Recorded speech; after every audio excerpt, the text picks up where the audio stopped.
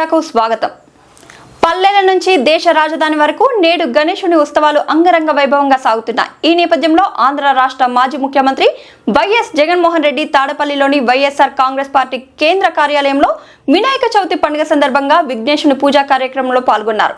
అత్యంత భక్తి శ్రద్ధలతో గణేశుని పూజను చేసిన వైఎస్ జగన్మోహన్ రెడ్డి ఈ విఘ్నేశుని పూజా కార్యక్రమంలో వైఎస్ఆర్ కాంగ్రెస్ పార్టీ రాష్ట్ర నాయకులు, జిల్లా నాయకులు తదితరులు పాల్గొన్నారు.